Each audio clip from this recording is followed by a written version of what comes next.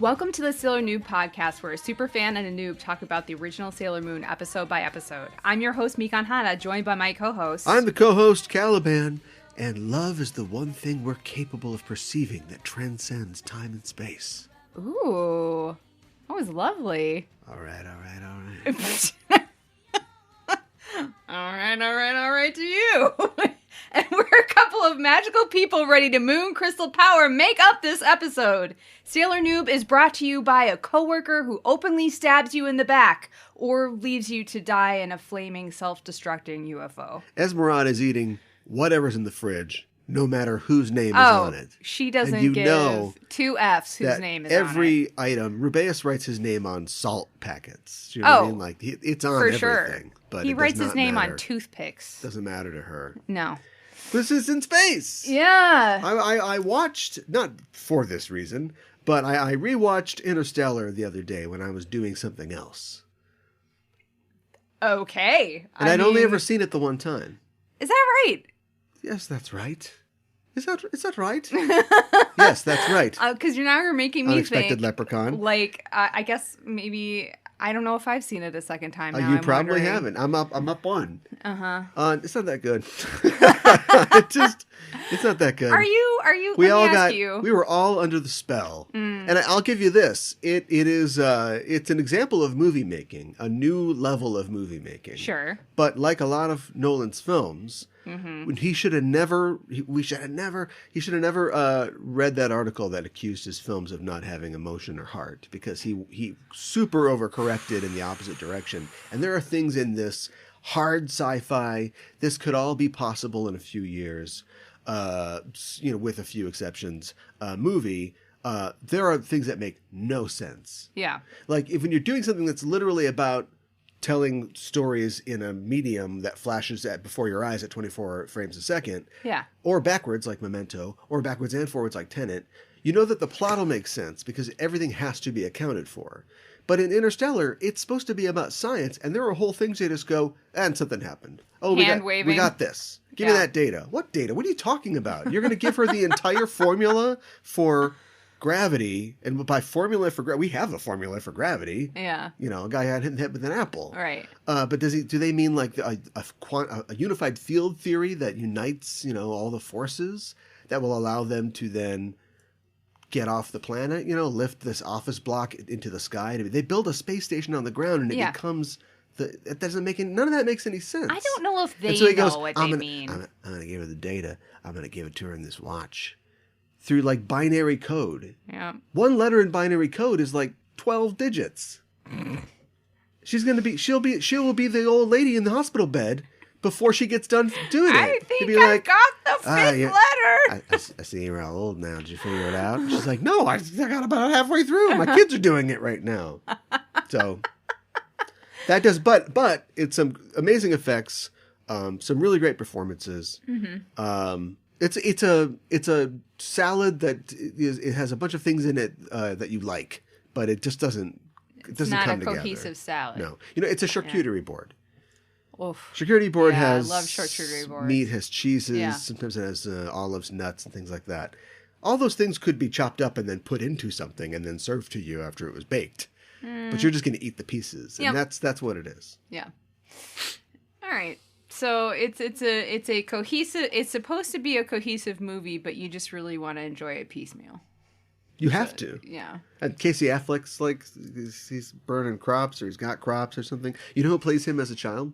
Timothy Chalamet, one of his first roles. Yeah. Oh my God, the Chalamet. Yeah. So my review, this a couple years later, not so great. But speaking of reviews, we got one. Yay! Pew pew pew pew. We actually got it a while ago, and I forgot to look because it's on Podchaser, and Podchaser is. I don't know what Podchaser it does. I don't know what it's for. You know what it sounds like to me? Pod racing. Like now Star this Wars. is pod chasing. Yeah.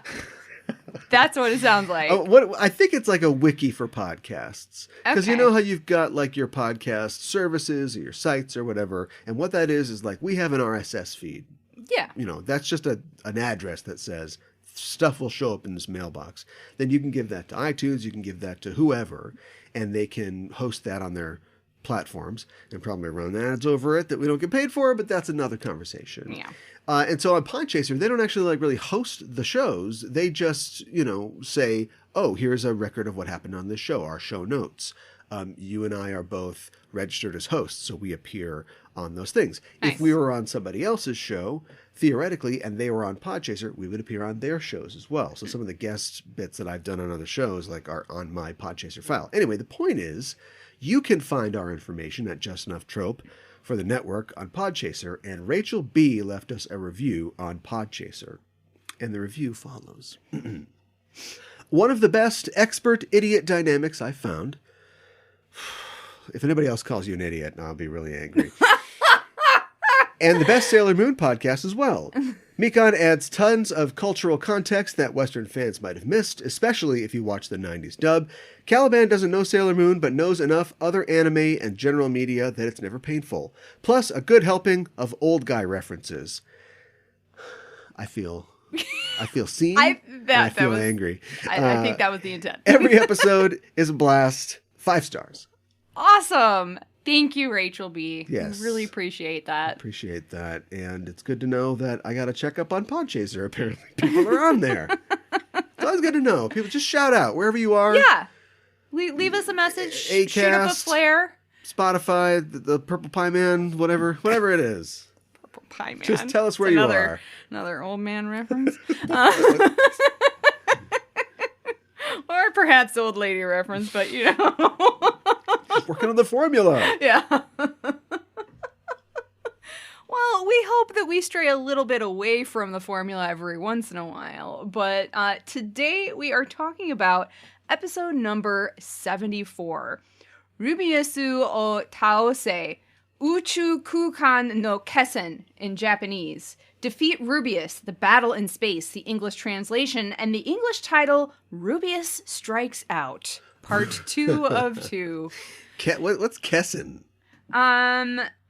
You would ask me that, and I do not know the Kessen means decisive battle. Oh, well, there you go. Oh, that's why I know. It was a PlayStation 2 game. Oh, okay. I thought you were thinking because it was like the last name of somebody so it's like, who we know. No. Who's not Japanese. Yeah, they're battling in space. It's Kessen. Yeah, right. Okay. All right.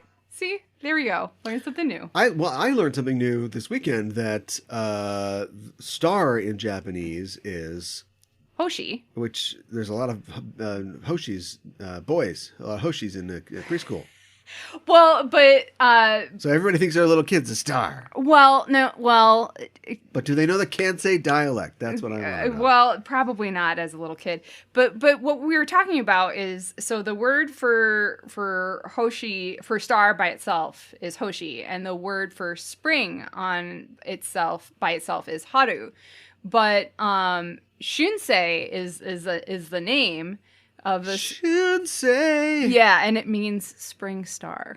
So Only means spring star. I started that really high. and yeah, adorable name. So there you go. For a real tough dude. Real tough little 2-year-old. Yeah. Who's got dimples. He's got a bandage. He's got that, a Nelly bandage on his face. He's like rubs his hand underneath his Terrible nose. too. Like, yeah. what are you looking Green at? snot on Yeah, his right. sleeves. Yeah. Exactly. All right. Well, would you like to give us a synopsis of today's episode? I would love to, and we got to get right into it. It's part 2, and we pick right up from last time. The UFO still looms over Tokyo. Rubeus didn't get the memo that Usagi is Sailor Moon, so he announces that Sailor Moon was wise not to show up. Mm-hmm. He says, I've got all the other sailor soldiers, so what can you do to me? I'll tell you what, I'll come back in 3 hours at 3 a.m. You can show up then. It's up to you. Right. And the UFO ascends into space. In space, in the UFO, Rubeus looks down at the Earth confidently. He's not even bothered by the shock of female laughter and the arrival of Esmeralda.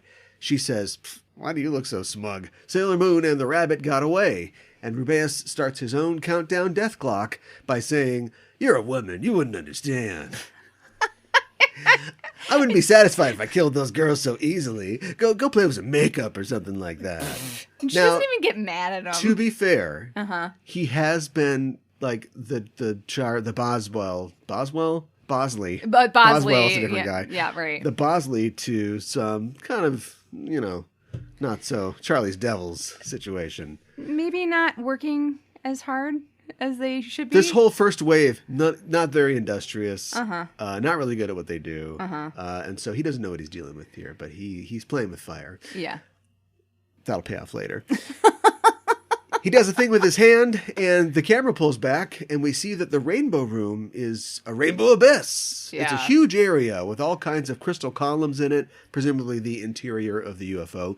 And we pan down to see the Sailor Scouts crucified on crosses! I know. What? I know. And it's like it looks like it's like the same like black crystal that like their earrings are made out of. Mercury died for your sins. Oh my God. I have a story about crosses that I'll tell later, and it's going to sound, after all that anticipation, it's not going to pay off. Okay. We'll get there. Right. Rubeus is using the girls as human shields. Yeah. Esmeralda says, "Okay, that's a nice plan. Good luck," and disappears. And Rubeus thinks, "I'll show you, you stupid woman." Yeah, pretty much. Where's that ticking sound coming from? Back at Mamoru's apartment, Mamoru's on the balcony with Chibi, and Chibi says, "So you were tuxedo masked the whole time?" And Mamoru's like, "Yep." And Chibi says sadly, "Nothing surprises me anymore. Next you're going to tell me Santa Claus isn't real, or trickle-down economics."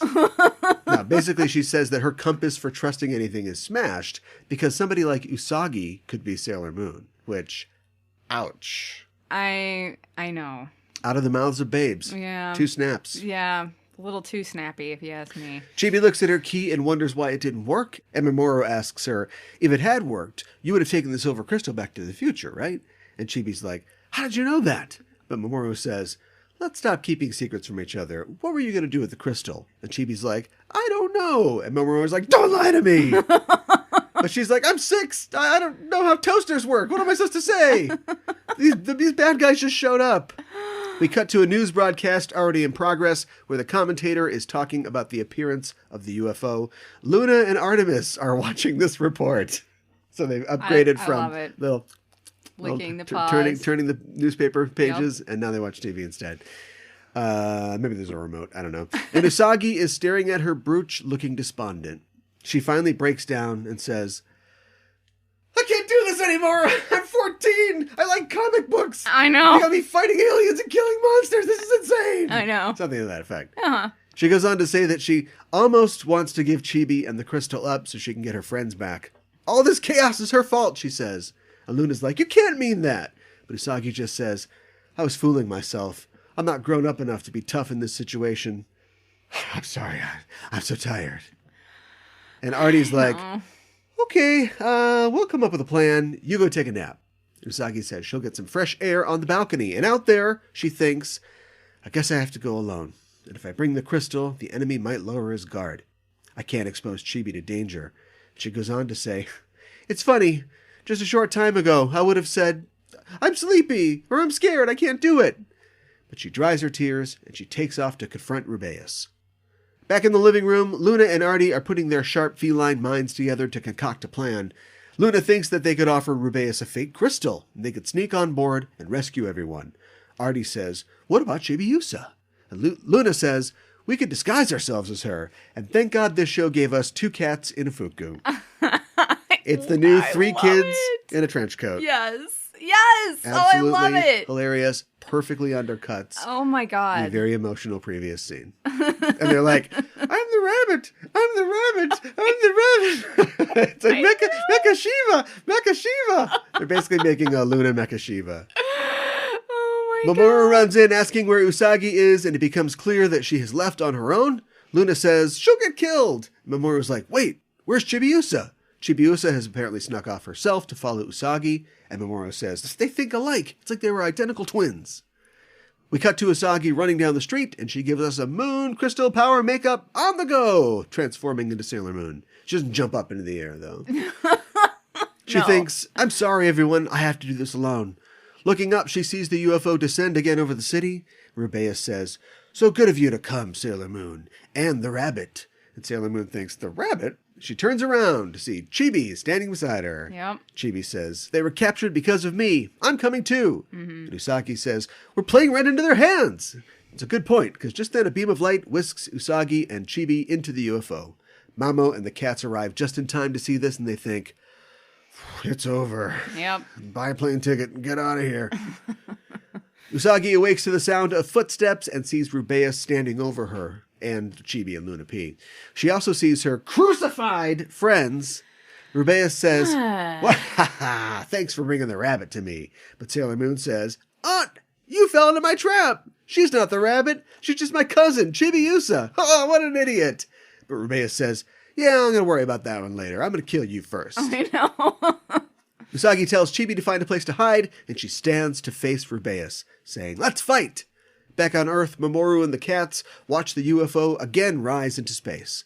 In the UFO, Rubeus knocks Usagi on her ass and tells her that there's more pain where that came from because of how she inconvenienced him. He's got nobody to passively aggressively torture now. Good point. It's been real boring up here. Yeah, he got rid of the Ayakashi sisters, and then he realized that he missed pushing somebody around. Yeah. And Esmeralda's not going to stick around long enough. He's just waiting for Usagi to give him a thing of perfume so he can just break it. But that's not happening. Sailor Moon wastes no time in immediately summoning a moon princess halation, which this time we actually see fires a stream of glitter and moon shapes. It's like a cereal commercial. Yeah, it's cool. Yes. But the Where beam... is the Sailor Moon cereal? Exactly, right? Yeah. It existed. Come on, Glico. It had to have existed at some point. Yeah. But then again, they don't really necessarily like a whole bunch of like marshmallowy cereals in Japan. They don't have a huge variety, so I don't know if it ever existed. They got to settle for moon shapes on the top of their rice balls or something right. like that. Yeah, there was a Sailor Moon like curry at one point. What do you want to eat that? I mean, the history that this show has with curry. I don't think Usagi made it. Okay, but that's their selling point. Right. It's made by Ray. You know, the box kind. Yeah, right. Oh, they really missed out on that. They should have done that exactly. But then the fact that they didn't do that, I think, vindicates me. It proves that good point. She's bringing the bad curry because I don't think they'd have in America. I think you have a sense of humor and turn that around because like you give candy to kids and it's like monster eyeballs. Oh, eat this monster's nose or something like that. Yeah, no kidding. I don't think the Japanese are like, no. This we assure you, this is good curry. Forget what Ray said. Forget what the show says. You can't really pull that off. Anyway, the beam has no effect on Rubeus, but Rubeus, on the other hand, waves his hand and increases the gravity under Sailor Moon, pulling her down to the floor. He says that the ship can increase his power many times over, and he can reverse gravity, which he does, smashing Usagi into the ceiling. While she's up there, Usagi can see out of the viewport, and she realizes that they're in orbit above Earth. Yeah. So even if she prevails, they have no way to escape. No. While this is happening, Chibiusa runs over to the crucified sailors, but before she reaches them, she smacks into an invisible force field that surrounds them. Mm-hmm. And whether by pain, sadness, or frustration, the golden moon on her forehead explodes with energy.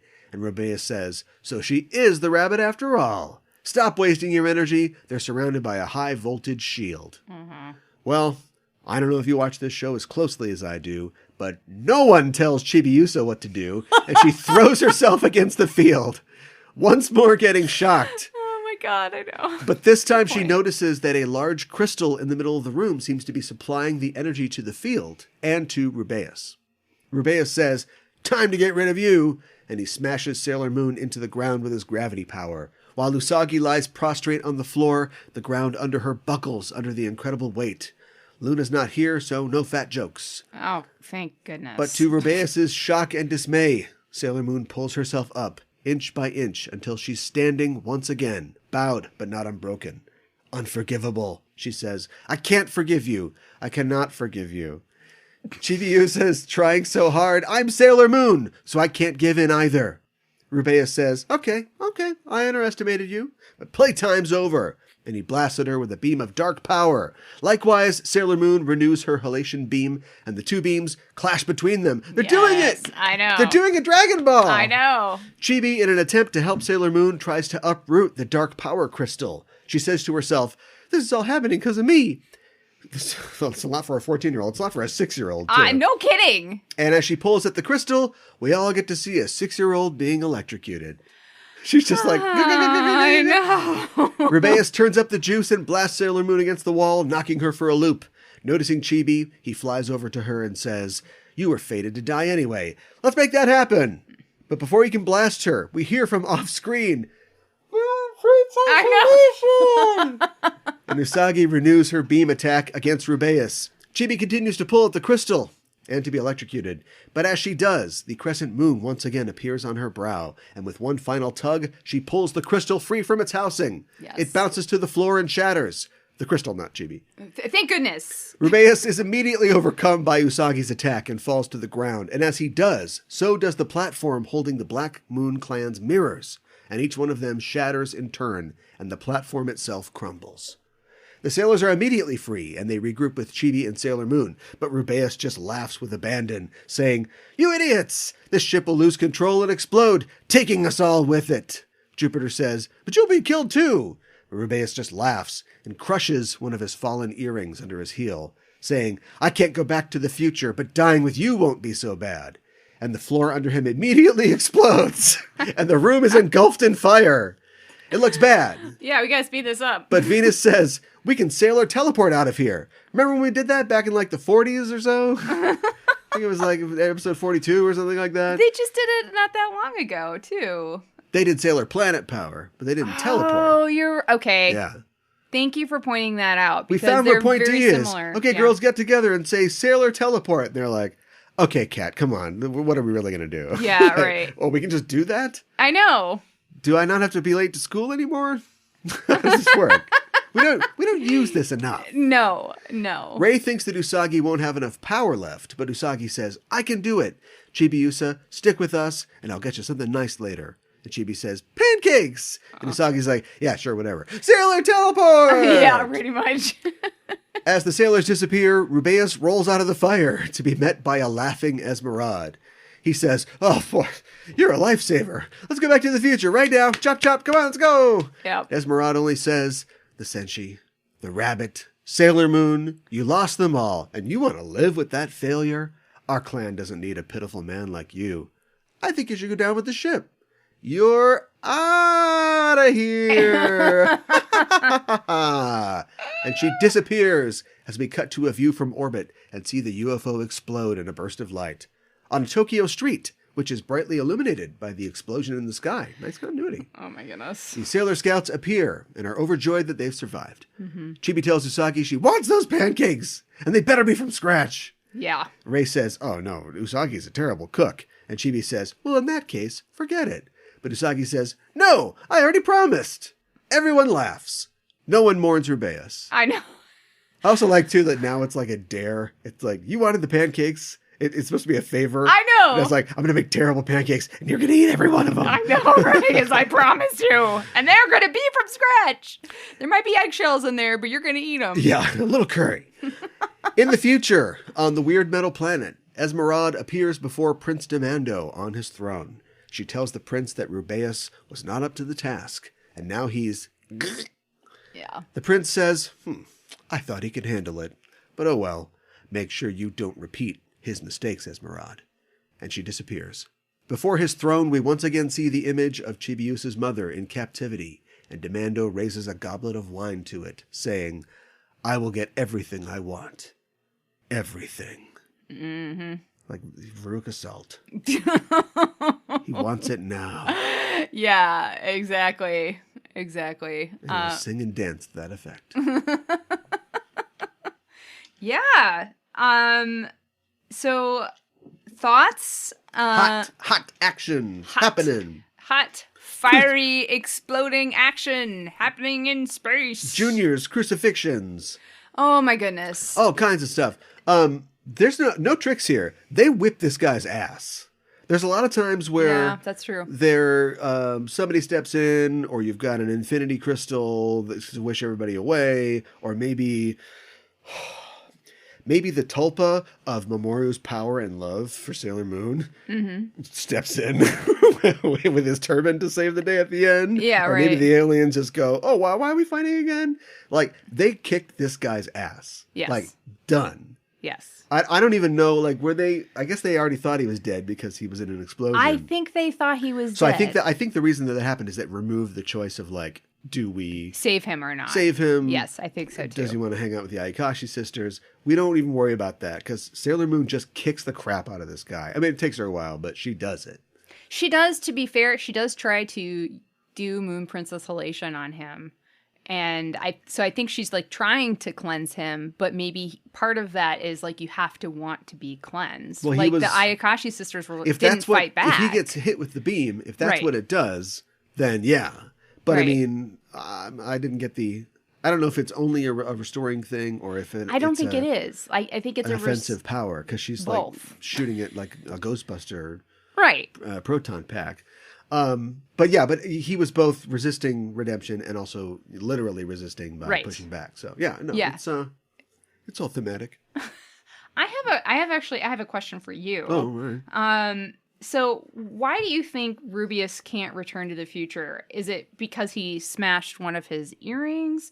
Or does he not have a teleporting power like Esmeralda does? Like, does he have to go in the UFO?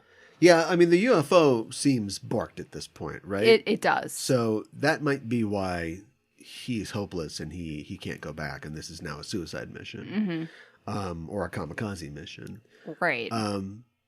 Yeah, I wondered about the symbolism of him smashing the earring. I did too. And since we have only very recently been introduced to his inner life, I don't know. I know, right? I mean, he's been real sweaty this whole time. There are times that he's literally like, there's sweat on him. And they're like, now what, Rubeus? And he's like, shut up, I'm thinking. I'm coming up with a plan right This now. guy, I don't know why. Prince Demando, not a judge of talent, because I don't know why he thought this kid could ever do anything. But this is all villain talk. Yeah, it is. I forgot to mention last week that the UFO looks like Kal-El's ship from Superman. It looks like it's from Krypton. Okay. It's all crystals and stuff like that. It's very crystals. Not that important. But Here's a better comic thing. So the Crucifixion. Yes. It's just weird. It's just weird, and I can't wait for Go on. I can't wait for Saburo Dabu, but I have my own experience with inappropriate crucifixion. This could go keep talking anywhere. One of the first like comic books that I ever bought for myself, or at least read when I was old enough to like not be reading just like Donald Duck comic books. Sure. Although Donald Duck comic books, solid. Was X-Men 181. And in X-Men 181, it's a long story, but it's a huge crossover with the Avengers and many other characters in the Marvel Universe. An ancient wizard has come to New York and hates Spider-Man, and so he's cast a spell to make... He's from Conan times, so he's cast a spell to make all of New York Conan time. And they don't even use Conan. A lot of restraint. What? So like guns turn to swords. Captain America's, male top turns into like a, chainmail type shirt. Okay, sure. And so they're still good and bad, and they're still fighting to stop this wizard, but they all think forsooth they are bedeviled by these, they're so all they talk like in that old-timey too. days, and they forgot who they are. Yeah. Oh, okay. And, got it. And I, as a 10-year-old or however old I was, 9, 10, I didn't know any of this stuff because it's like, this is a Chris Claremont story. There's 10 years of stories behind this. Yeah. Right. So you open it up, and the first page is a splash page, and it's Spider-Man is crucified on a cross. Awesome. And all the other heroes, who all look weird and different, are standing around him. And basically, as he does, Spider-Man, made fun of this guy so much that the guy got so pissed off that not only did he transform New York into like the Ren Fair, but he nailed Spider-Man to a cross. Oh my gosh. So Spider-Man is dying on this cross. That's like the first image. And we were a pretty religious family. Uh-huh. And I think my mom bought me the comic book because I had to get stitches. I was going to the hospital a lot as a kid. Pretty active books. Kid. Yeah. But yeah, but she must have walked by at some point and been like, I don't know. Were you familiar enough I thought with it was X-Men, not T-Men. Oh my God, I don't even get the crosses would be a T. Oh. Although you could crucify somebody on an X, though. I mean, they've done that in X-Men often, and the plight of the Sailor Soldiers reminds me of a typical X-Men situation. Okay, sure, where I can see it. They fighting a bad guy. The bad guy captures them all, right? Mm-hmm. And then, except like Wolverine gets away, and then he's like, "Now it's my turn, bub." And he goes back and he's got to break the X-Men out, and he goes to a room. All bad guys just have a room with chains, so the X-Men are all chained to the wall. They actually did this in the 2000 film. Did they really? Yeah. Wolverine is, they're all attacking the Statue of Liberty because Magneto's trying to put a thing up there. I remember that. And they all get captured inside the torch of the Statue of Liberty. Okay, yeah. And then that's the perfect time to have the "we're not so different" conversation, right? Mm-hmm. Magneto comes in, and there's a great line where Storm, electrify him. And it's like, "You're in a big copper dome. I thought you lived at a school." And then, they're all helpless, but Wolverine's got to come in and like free them all. And so I was getting those vibes with this. That sounds very... Although Chibiusa would be the Jubilee, I guess, of the team. Okay, why do you I said it! Why do you say that? Okay, you don't know the implications of her being the Jubilee. It's okay. I'm going to talk about Chibi in a little bit. Okay. I want to talk about where I assume we're not done, but I want to talk about a completion or a next stage in an arc for the character of Usagi Tsukino. Yes. Who at the beginning of this series... loses her boyfriend and then says that she resolves to become stronger to win him back. Yeah.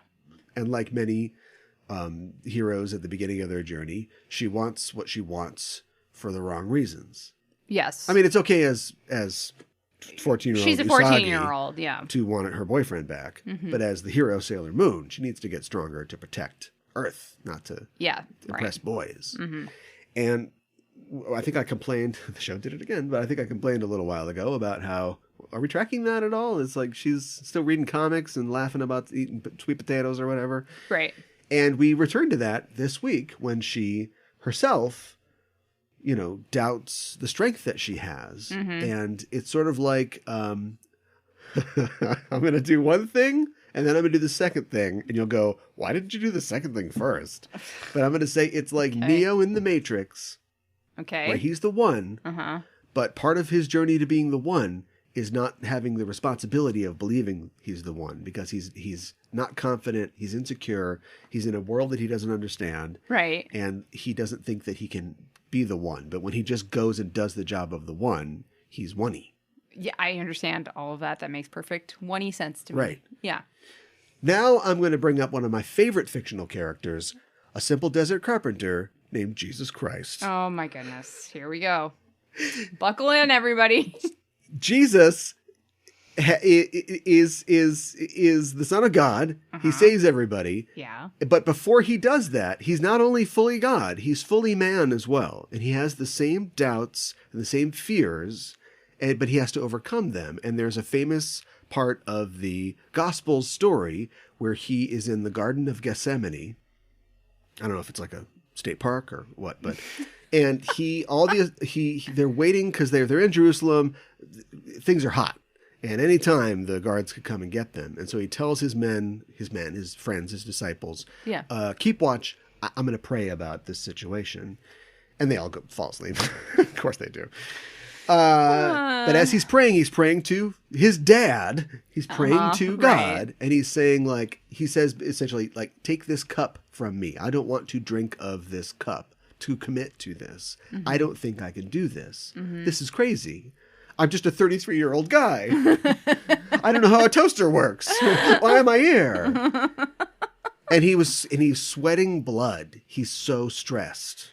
It's pretty stressed. Yeah. Well, this is like the scene where Usagi is on the balcony and she is saying to herself, I don't know if I can do this. And I wanted to be stronger and I don't have the strength. And she's not sweating blood, but she's crying like gold tears. They made them gold for some reason. I don't know why. Because they wanted them to be sparkly. Right. I don't know. They're very sparkly. Yeah. She shakes her head and then sparkly tears fly everywhere.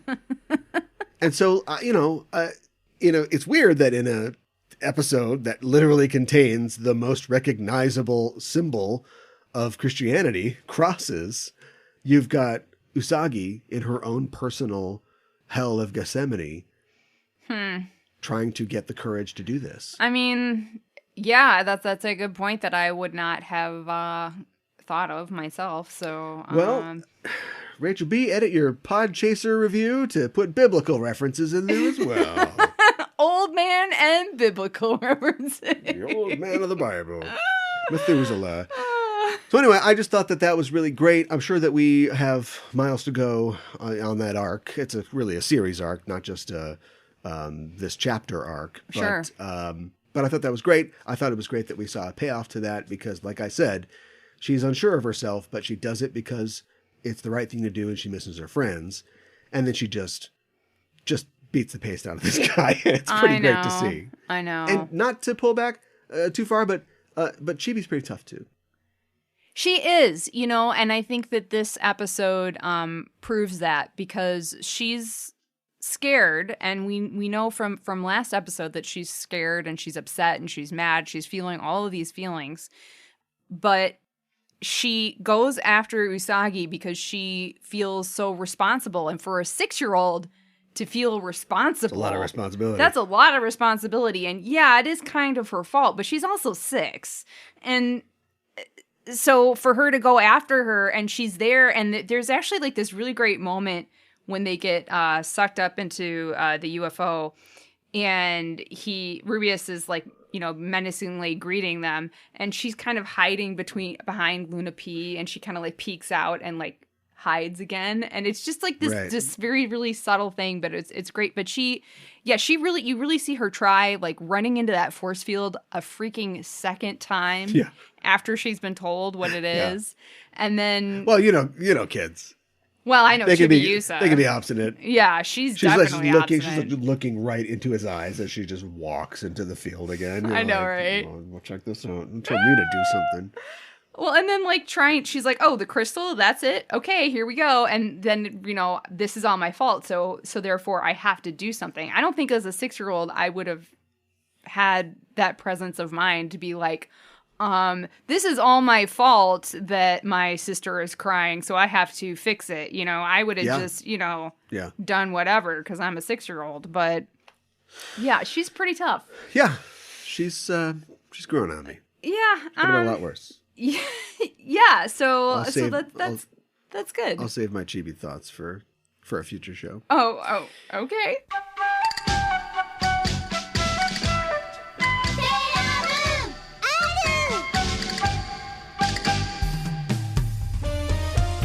Backtracking is back for an all-new season. Hi, I'm Caliban. And I'm Gooey Fame. And we'd like to introduce you to Backtracking, the podcast that explores the real-world inspirations behind your favorite episodes of Star Trek. From historical events to classical literature to blockbuster films, we go where no pod has gone before to seek out the origins of classic Trek tales. Did you know, Gooey, that the TNG episode Too Short a Season was an allegory for the Iran-Contra affair? Yeah, only sweatier. Did you know that the Enterprise episode Regeneration was an homage to the John Carpenter film The Thing? Archer and T'Pol freezing to death over a bottle of whiskey would have been a controversial ending. As a dog lover, Archer would not like The Thing, I'm guessing. Oh my god, movie night is canceled. Join us every other Thursday for a journey back to the beginnings of the Trek universe. Backtracking is available wherever you get your podcasts. No, Porthos!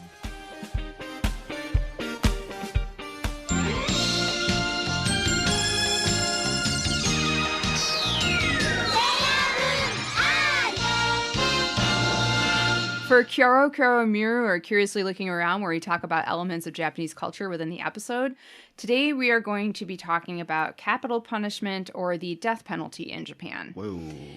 Yeah, it's a dark one. I did want to give a trigger warning for this episode, for this part, as we will be talking about the death penalty, murder, and physical abuse. So if you don't want to hear about any of that, then please just skip ahead. We've talked about crime on the show. A little bit. I mean, because their crime rate is not very high in Japan. And also there's some, well, maybe we haven't talked about it on the show. Somebody rob a bank on the show, so we can talk about crime. Have a cop, turn into a monster Yoma or something like that. But there's like a statistic that's like their close rate on most crimes is super high. It's like their very high. murder close rate is like 90%. When you kill somebody in Japan, it's actually higher than that, but oh, you do it because am I getting into today's material? a little bit. You do it because you know you're going to get caught. It isn't like, I'm going to kill this person, or like a crime of passion, and then like, oh, the first 48. Well, what am I supposed to do again? Douse myself in bleach, or like in Japan, you're like, I'll talk at my trial. I'll tell them all about what this person did to me. Well, I think that might be just a slight simplification. I mean, I think that there might be some of that going on, but I think it's a little bit more complicated than that, and we'll get into it. I cannot forgive you. I cannot forgive you. Just racking shotgun sound. Oh my god! Actually, I don't have shotguns, so no. Just hit him with a gourd or something. Yeah, gourd, right? I don't know. So in this episode, Esmeralda basically sentences Rubeus to death for all of his failures by leaving him to die on his UFO that was going to self-destruct. So that is why we are taking a look at capital punishment, or the death penalty in Japan. It's kind of a Batman Begins thing. I'm trying to imagine Esmeralda with a Chris Bale Batman voice, but I won't kill you, but I don't have to save you. Oh my goodness. Yeah, with the evil laugh. Right, exactly. Batman should laugh more. I'm kind of terrified. How scared are you of an Bat- emo kid? Now, what if that emo kid had mad MMA skills? Not very scared. Yeah, more scared. Way more scared. Still. But he can't because, the Joker's his opponent. And plus, also, if he laughs, then you just make it clear that he's ripped off completely from the Shadow. It's just the Shadow without guns. That's Batman. I love Batman, but he's the good Shadow. Point. Sorry, continue. Batman is many things. One of them is the Shadow. So capital punishment, or the death penalty, is legal in Japan. In fact, there are only 2 first world countries that still practice capital punishment: the U.S. and Japan. Woohoo! Yay, us! We're number sharing 1. Yeah. Woohoo! Actually, we probably kill way more people than Japan does. Um, We're number 1. Yeah, well, statistically, probably yes. Today, it is usually only a sentence given to those convicted of murder. To be more specific, it is typically reserved for cases of multiple murders, though some single murderers have been executed in extraordinary cases like torture murder or kidnap for ransom. Executions in Japan are carried out via hanging in an execution chamber at the detention center. Japan has a varied history with capital punishment. It has been around since around the 4th century. Harsher and more violent forms of execution were popular for a while, and at times, sometimes for long stretches of hundreds of years, the death penalty was not carried out at all, and sometimes penalty was given as punishment to a variety of different crimes. There's a lot to spin a wheel or something like that? No, but it just it was for lots of different things, for not just for murder, talking at the movies. Well, I don't know. Sometimes they were they went through periods when they were like, and you get a death penalty, and you get a death penalty, and it was a little bit you are the brother of somebody who murdered someone, so you get the death penalty. It's what? Oh my god, no! So, I mean, that's oversimplification, but there was a lot to cover, so if you're interested in the history, go check that out.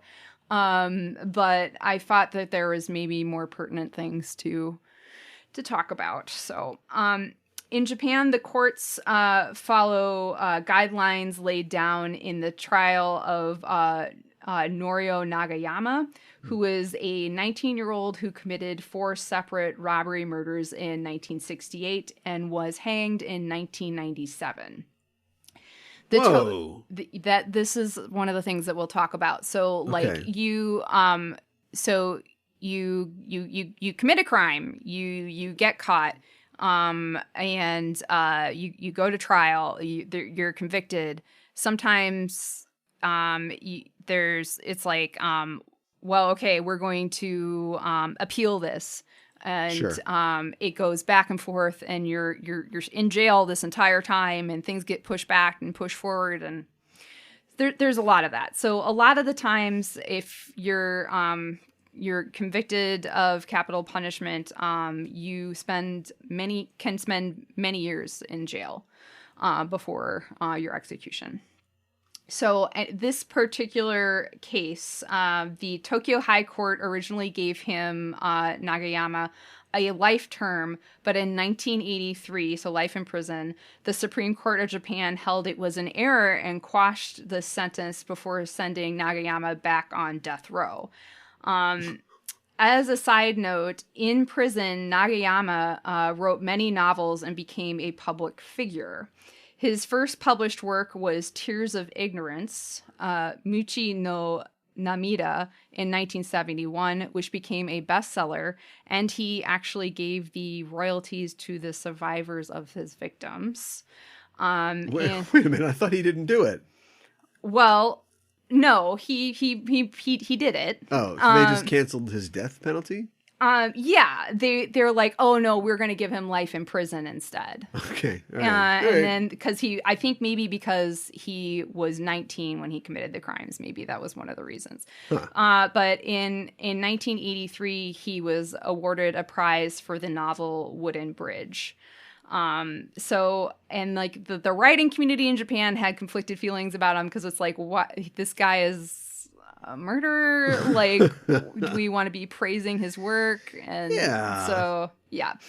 The court ruled that the penalty of capital punishment shall be decided in consideration of the degree of criminal liability and balance of justice based on a 9-point set of criteria. Though technically not a precedent, this guideline has been followed by all subsequent capital cases in Japan. And this all came from Nagayama's trial. So the 9 criteria are as follows. 1, degree of viciousness. 2, motive. 3, how the crime was committed, especially the manner in which the victim was killed. 4, outcome of the crime, especially the number of victims. 5, sentiments of the bereaved family members. 6, impact of the crime on Japanese society. 7, defendant's age. In Japan, the age of majority is 20. 8, defendant's previous criminal record. And 9, degree of remorse shown by the defendant. The number of victims killed seems to be the most important criteria for imposition of the death penalty in Japan. A death sentence handed down for a single murder, previous convictions included, is considered extraordinary. So, like, if you want to kill some people, can you spread it out?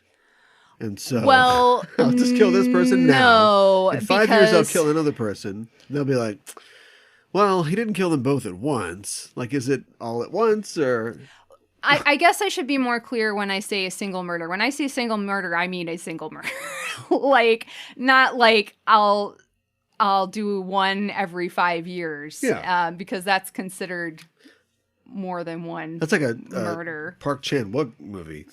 Right. Let me point out something that I feel like is obvious, but we should probably just double check. Yeah. Isn't this what everybody considers? All courts everywhere consider these things. Only in America... Yeah.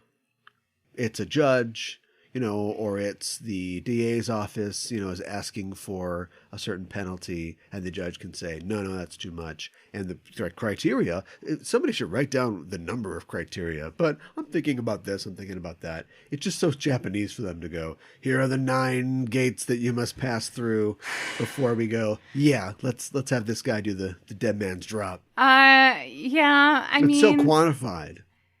I mean, I think that's a good point, and I think that you're right. I think they have to quantify everything. Yeah, right? And there's a ton of law books that are written in English, and there's a ton of precedents. But I feel like we wouldn't say for sure if you kill one or more people, shame on you.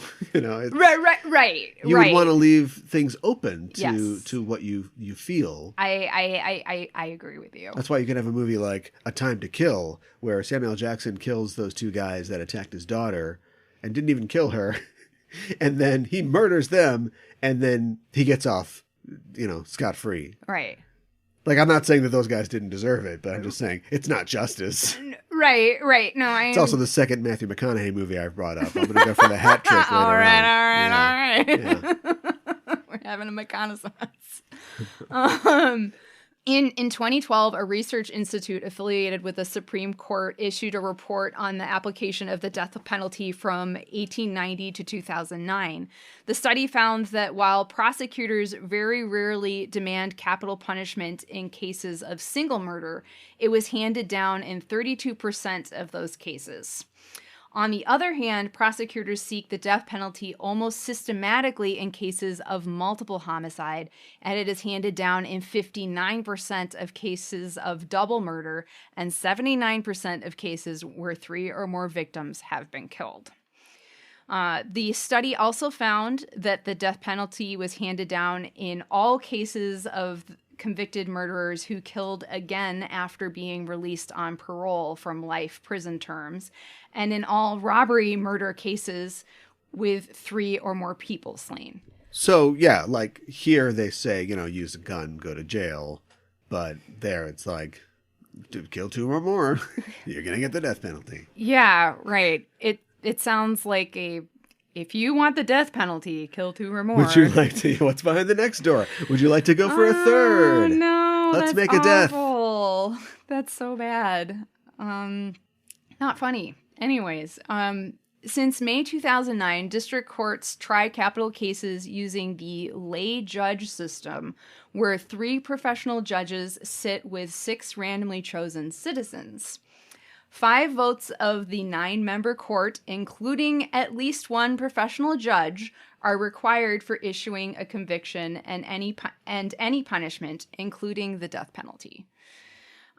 Japan has a civil law legal system, therefore appeal courts retry both facts and law. High courts retry cases with only 3 judges and no lay judges, and can either reduce a death sentence to life or raise a life sentence to death.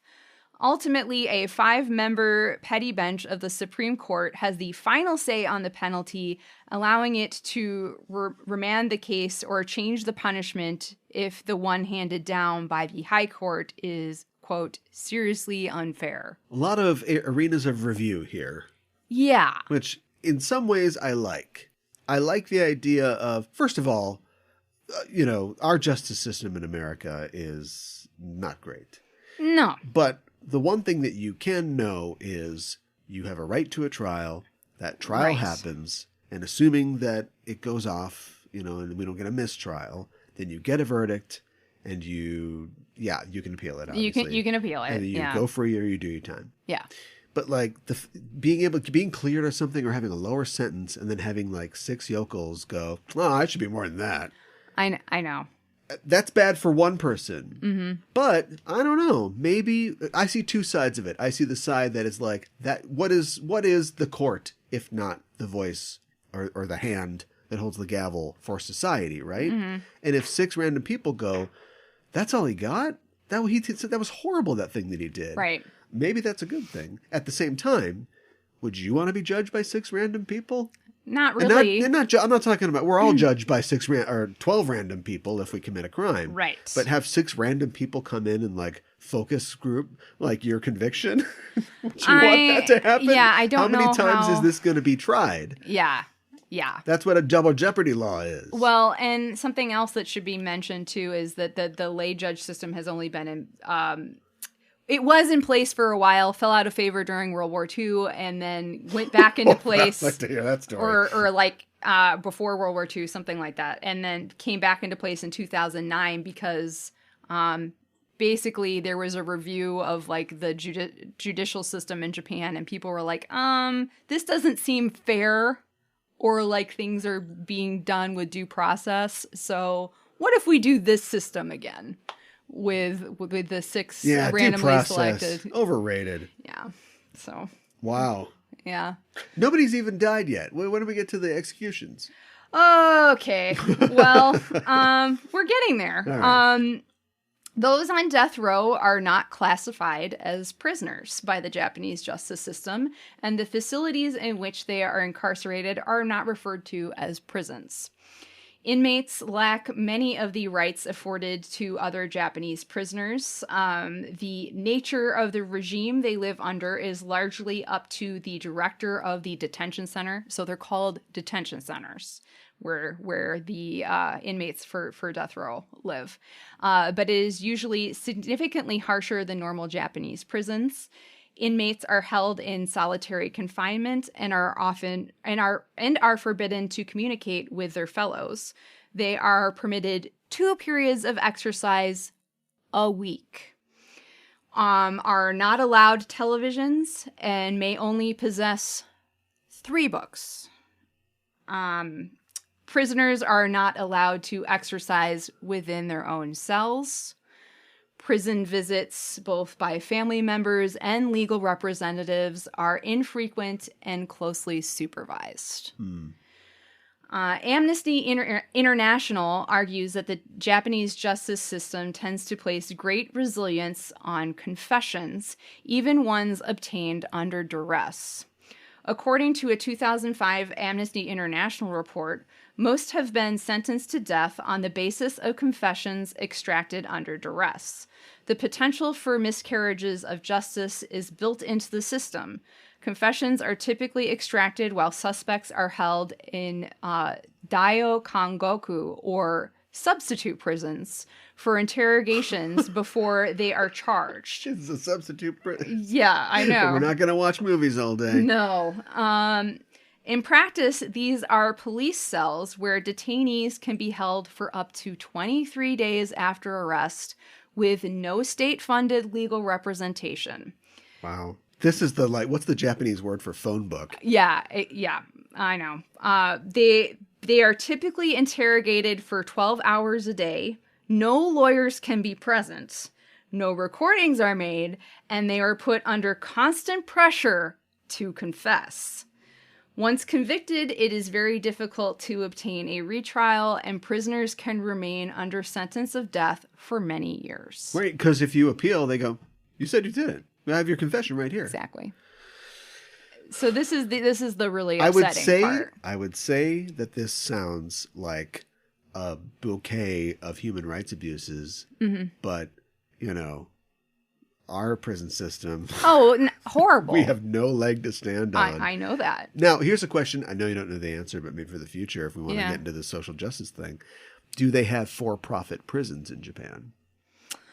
I do not know the answer for that. Because that's kind of our big problem here, right? Yes. That's kind of the source of all the evil in our justice system. Which, they kind of made fun of a little bit in Veep. Yeah. So, the funniest character on Veep is like a horrible guy that runs for-profit prisons. Constantly eating, but a horrible person. So, yeah.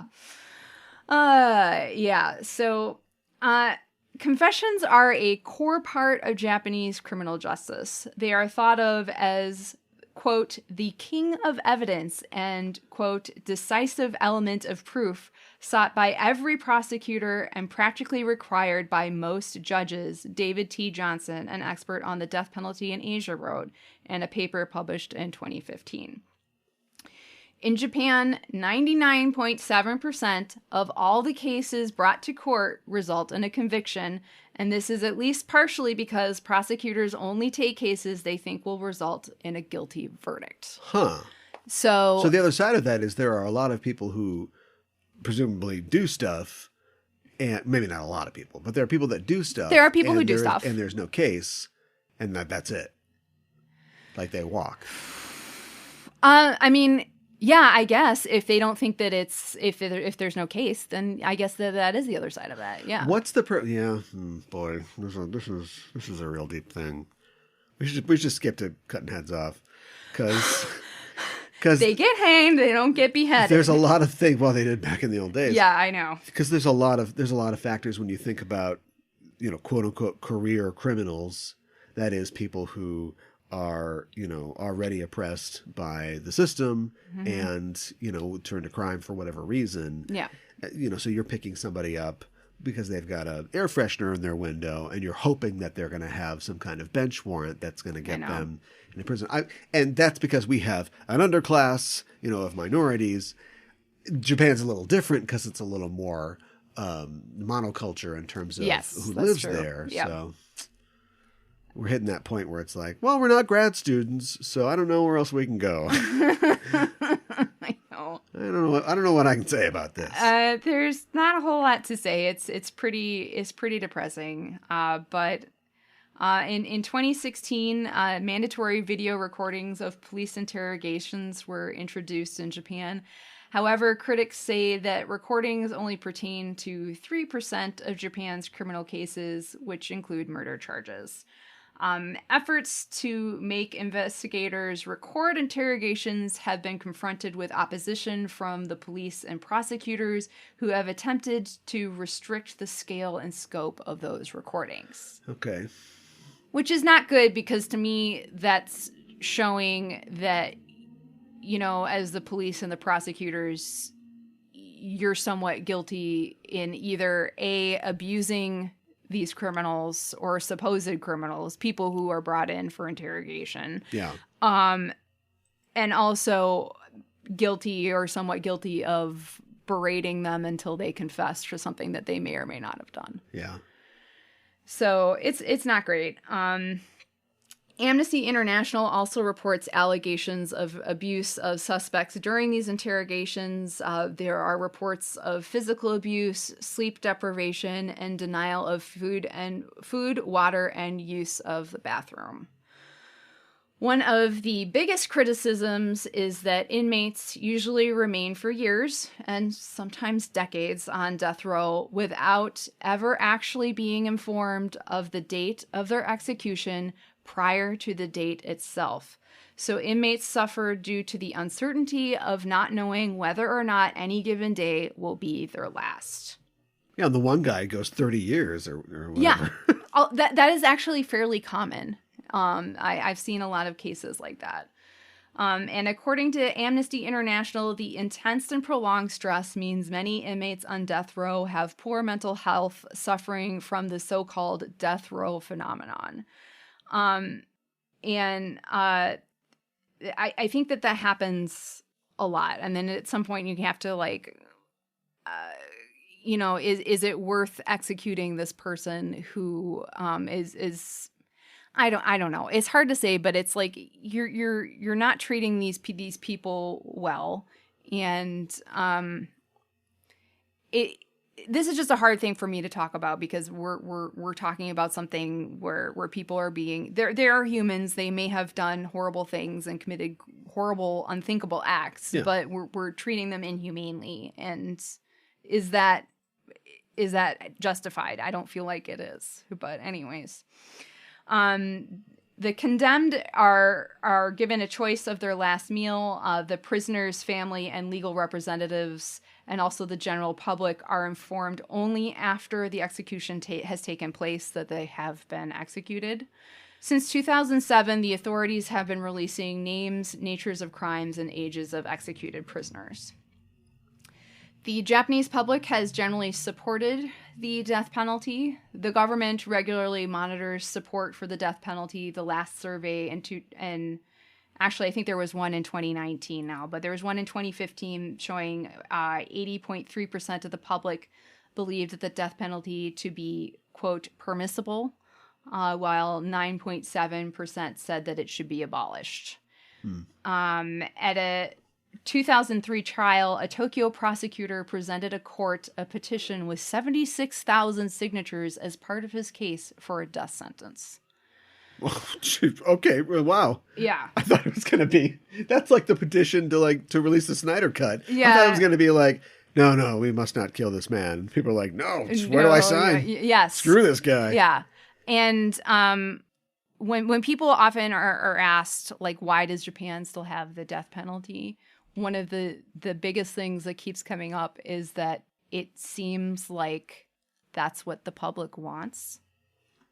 And I don't know that that's necessarily a good enough reason to continue doing it, but they feel like they're going to run into opposition to not have it. And it was there's been a lot of debate over the years about should we get rid of it, and there was another period where they hadn't executed anybody for like a decade plus, in like maybe the 80s or so. And then the sarin gas attacks happened in the 90s. Yeah. And what is the name of the cult? I can't remember the name of the cult that was behind that. I don't know. But it killed like 15 or so people and injured many others, and people were very upset about it. So people were like, no, we want these people to be killed. Yeah. And that kind of, I think, set this debate back. I don't even know how long. Huh. You know. Well, so, at least there's a debate. At least there's a debate. Yeah. And in 2020, thanks to the pandemic, no executions happened in Japan. Okay. So there's that. Yeah. All right. Good. Yeah. Gotta find your silver lining somewhere. Yeah, I guess so. If that lining is the lining of a mask you're wearing to not get COVID. I know. Itadakimasu with Usagi. What did Usagi eat in this episode? So Sailor Moon promises Chibiusa that she will get her something nice later for doing the Sailor Teleport with them. And of course, Chibiusa, as we learned last episode, loves pancakes. Yeah. So she's got pancakes on the brain. And so she's like, then I want to have some pancakes, please. And, and of course she gets reminded that, Usagi's not going to be very good at making them, but she wants them from scratch and the whole back and forth. And it's really cute. By Ray. And fantastic. There's like a really great fan art that somebody did recently that's like of like basically a teen Chibiusa about to eat some pancakes. And I just absolutely freaking love it. I'll try to post it on Facebook and Twitter or something. Actually, I think I posted it on our Twitter recently, but I'll try to post it on Facebook. But Ray's like, forget that. Let's go to McDonald's. Yeah. They got the big breakfast with hotcakes. Yeah, right? I'll get you a McGriddle. Yeah. I could totally see that. Yes. And then Prince Demando has a glass of red wine, which he mostly swirls and uses to look sinister. I don't think we see him drink it at all. But yes. It's a prop, Sober 12 years. I just like holding it. Yeah, right. Exactly. He's my moon chip. Villain gauge, we rate a baddie 1 to 5 dark stars, 5 being the most wicked. So no droid in this episode, but I thought twofold. Let's talk about the new Black Clan member that we see for the first time, Prince Demando, as well as talk about and rate Rubeus. Yeah. So the meaning behind Prince Demando's name. It is a play on words for the Japanese pronunciation of the term demand. The Japanese pronunciation of the English term is demando. However, it is also meant to elicit a diamond. I have also seen his name. Okay. Yeah. Yeah. I guess. I've also seen his name written demand, so just how demand is written in English. Demande, which is basically a demand with an E, so a fancy demand. I don't know. What? Or Dimande. So there's not.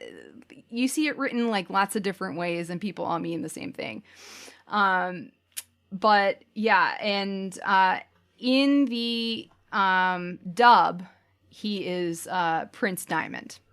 Sure. And I believe in the manga, he's Prince Diamond as well. So, in the English translation. So, I was told, on good authority, by a car commercial, that the name Mitsubishi means 3 diamonds. It does. Okay. So, what part of Mitsubishi is the diamond part? Because Bishi means like a boy, like a beautiful boy, doesn't it? Well, maybe it's just like combined because like. And Mitsu means like light. Well, but Mitsu can also mean. So give me a light, beautiful boy. I thought Mitsu also meant 3. Like it's like a 3 of something. Okay. So 3 beautiful boys. Because, like, there are counting words in God, here we go Japanese. So it's like, I have 3 of these specific objects. So that is mitsu. Okay. I think that's what it is. Okay. That is me kind of not totally 100% knowing what I'm talking about, but that's what I think it is. So maybe like I have 3 like shapes or something like that, and but it's specifically three diamonds. I've heard that too, so I think that is true. And that's what their symbol is. So or just like diamondo. Yeah, right. Do they have diamonds in Japan? Of course, they have diamonds in Japan. Okay, hold on. If you don't, they are. Yeah, I mean, it's carbon and rose. I don't know. I've never mined for diamonds. Like, maybe they don't mine deep enough to get diamonds. They put diamonds on, like, yeah, they have them now. But I mean, like, in the old timey days when they were, when the language was coming together. Are you saying are diamonds native to Japan? Is well, that what you're obviously, asking? okay. So now we flip sides because obviously they would be native to Japan because all they are is just carbon that is compressed by Superman. We all know this. Yeah, right. And so, but if they didn't have a lot of, it wasn't really the dinosaurs, but if they didn't have like a lot of the vegetation, that volcanic islands that are relatively new wouldn't have had a lot of life on them a long time ago. Maybe there's not a ton of diamonds in Japan. I mean, I suppose. How did we go through over 70 episodes and a show about jewelry and makeup, and we haven't talked about diamonds yet? That's amazing. I don't know. That goes on the list. Diamonds, maybe diamonds and gemstones. Yeah. So anyway, I just like that the fact that now that I know that their word for diamond is literally a loan word. Naming him Demando, fine. I mean, at least in this case, yeah. Yeah. Yeah. Okay. I'm down. Okay. All right. So what's the French word for diamond? Oh, yeah. Good question. Yeah, I think that. It's probably also... It's like diamant, isn't it? Maybe. Yeah. Maybe, Nako didn't like that as much. I don't know. I think she wanted... She's like, I got a good pun here. Yeah, right. You don't let a good pun pass you by. Right. I think that's it exactly. Yeah. And, like, he's in charge. He's demanding. Yeah. So he is dressed in all white suit with a blue filigree design on the front and a diamond clasp at the neckline. And you can't really tell in this particular episode, but he has diamonds that connect to his cape, connect his cape to his suit. One on each shoulder and one in the middle of his back. And his cape on the outside matches the blue on his suit, and it is lined with a purple fabric. He has boots that are mostly white, but are black around the soles and toes with a single white stripe and then a single black stripe. Yeah, and it looks like they're lace up. That's probably just like a spat design or something like that. Yeah, but they look when very you first see lace him, it's like, nice kicks. Right. I know. And I wonder how much he gets up and walks around, because it seems like he really likes that throne. But so impressions, I guess, from you about Prince Demando. I know we don't see him very much in this episode, but what are your thoughts? I have found it really hard to form an opinion on somebody who has only is named Demando and says he's going to get everything he wants. Okay. So we've got that. Yeah. Maybe we'll check back in later. He seems like a cooler customer than some of the big bads we've had in the past. Mm-hmm. I mean, like, Beryl had some style. Yeah. But also I got the idea that Beryl was like just barely holding it together because she had to manage this entire cocktail party of idiots. And so she's as a boss, she's just like, get it done, get out there. Pretty much. But this guy's like, okay, we lost one of those. You're up next. Hope you come back alive. Do better. He must have I don't know what he's prince of. The Black Moon Clan, apparently. At least. And what kind of power that suggests. Right. We've seen that he's got hundreds of UFO ships. So right. He seems like a guy who's confident in the power that he possesses already. As he swirls a glass of wine. Yes, and he's got a great cellar. Yeah, right. Okay, so moving on to Rubeus. Oh, Rubeus. So something that Cal, that you said previously really stuck with me, that Rubeus is kind of on par with Jadeite. I feel like that, like he has lots of plans, but most of them blow up in his face, sometimes literally. Maybe he is just bad at being evil, or maybe he is a horrible middle manager. I'm not sure which it is. But I think that thing with like the smallest dog has the biggest bark or whatever. I think that's supposed to be inspiring, but it's really like a guy like Jadeite, a guy like this guy. They have very little skill. They have no plans. Yes. And yet they're just so blustery, and they're so very sure blustery of themselves. Yeah. And they totally get knocked out. Yeah. Something about him is just not quite cutting it. Like, plus he is a prick to the Ayakashi sisters, especially Koan. I do love his fiery red hair and his ridiculous 90s style, though, so he gets props for that. And he does terrorize the Senshi and Chibiusa in one way or another for like 15 episodes. But if I'm using the same scale as I used while rating the Ayakashi sisters, then I'm going to give him 3 out of 5 dark stars. 3 out of 5. Wow. 2. Whoa. 2. Oh, okay. I can rate Throw that villain it in down. 1 star. Okay. 2. He's just ineffective. I feel like we haven't had enough time to get to know him, but we have. He just hasn't done anything. Yeah. He commands a position of power. He has a stable of, employees who have potential, certainly. Yeah. And I guess when you think about it, like, come this close to killing the rabbit a couple times. Yes. But have their own problems that keep them from succeeding in their task. And no backup plan. None. No. And he's got a big giant ship. Mm-hmm. And so his whole plan is, well, all my soldiers are dead. I'll just go grab them, and I'll piss off 5 angry girls with star power. That's a good idea. Yeah. Boy, I'm talking myself out of this too. But ultimately, like, I think that he gets a lot of goodwill because of his company. Yeah, I think that you're right about that. Like, it's a stylish bunch. Yes. He's the head of the entourage, but sometimes the entourage is more interesting than the person leader that they surround. Yeah. And that's what we've got here. So, yeah, I guess I would have to begrudgingly and tentatively give him a 2. Have we ever gone 1 on a villain? On a major villain? I don't think so. Yeah. You could.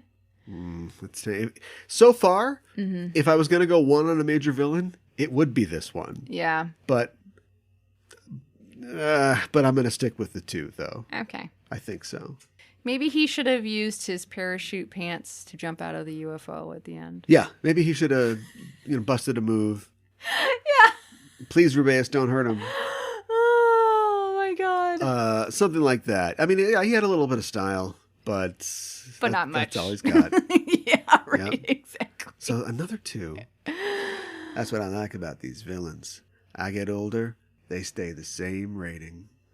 Oh, God. I knew I could do it. All right. That's the hat trick. I almost said something else. I don't know what I almost said. Anyways. For Sabu or Dabu, where we talk about the most interesting differences between the sub and the dub, I already talked about Demando's name change. It was Prince Diamond. Yeah.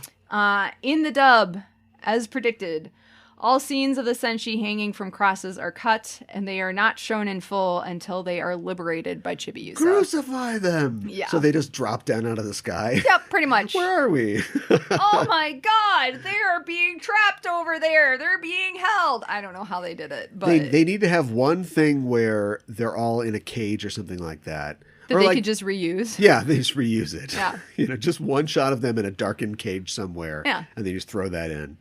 Yeah, exactly. When they're, trapped in in a pentagram or or something like that, you know. Not appropriate. They're wiping for their US butt with the TV. Japanese flag. Oh my god. Or I guess it'd be the American flag in this case. Yeah. Yeah.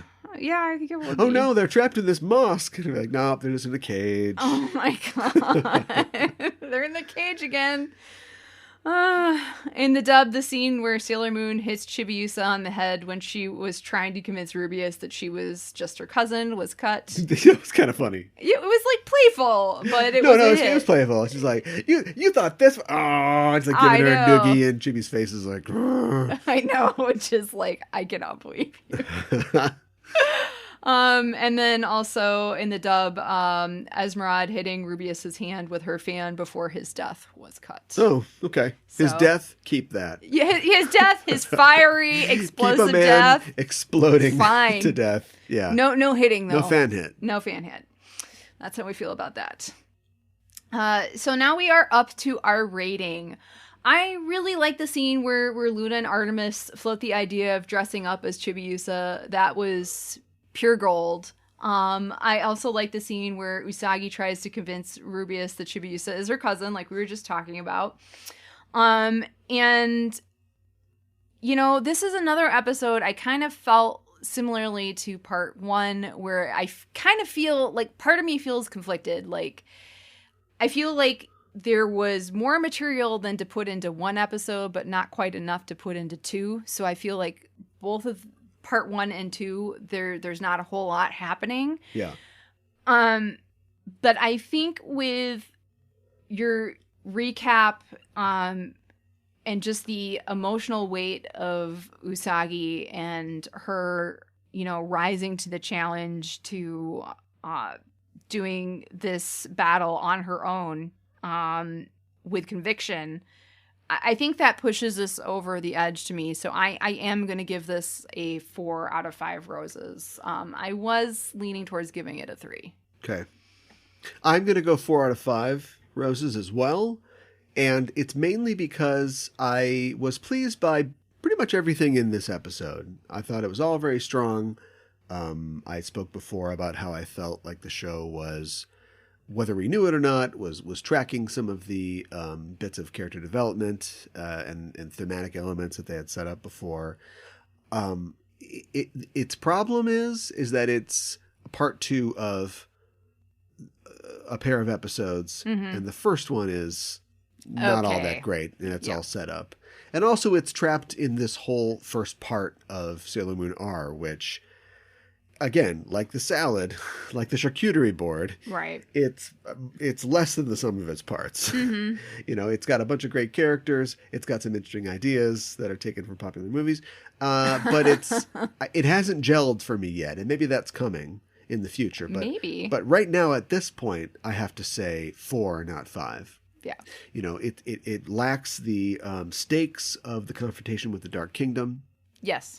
And Beryl at the end with Mega Beryl, and even the parts where she's got Endymion under her control and she's like licking his face and stuff like that. Oh Just my like, God. You know, the personal elements. Like, sure, Usagi's on a personal journey, but she doesn't know who this kook is. No. You know, she barely knew who the other girls were, the Ayakashi girls sisters, were. yeah. You know, her investment in this is low, and it's all part of this slow build where we're going to get to, you know, the secret of future Tokyo and everything like that. But it's leaving me slightly cold at this part. But this well executed, yeah, just, you know, very pleased by it. Great win for Usagi. 4 out of 5 stars, but not 5. The council does not grant you a 5th star. Not close, but no cigar. Close, but no 5th star. All right, better. Yeah. My English title is Rubeus's final act, Death for Revenge. Death for Revenge. Mm-hmm. Interesting. Yeah. Huh. I almost went with Revenge or Death, but I went for Death for Revenge because I thought it sounded more Englishy. Death for Revenge and Hell for Breakfast. Yes. My Deke title is Cross Purposes. Oh my goodness. Okay. I mean, I just don't even know what to say to that. I'm 100% satisfied. My only worry is that we'll have a dolphin episode soon. What? Well, then it would be cross porpoises. Oh, no! No, you did not! Can we include old Who's man the old jokes? man now? Next episode, we were talking about episode number 75. Nazo no Shin Senshi, Seila Paluto Tojo. In Japanese, the mysterious new guardian, Sailor Pluto, appears. The English translation and the English title, The Secret of the Lunosphere. Woo-hoo-hoo-hoo. Yeah. So what do you think about that? Well, I think that we're going to meet a new sailor Yeah. next time. And also something that I was thinking about talking about, but I didn't say anything. And now the show is just reading my thoughts. And mid-episode, it's answering my questions. But I was thinking about the fact that there's this floating cat that we don't talk about ever. We don't say anything about this. When are we going to get into this? And it looks like it's coming up. Yeah. Although I'd never trust the title of an anime episode, though.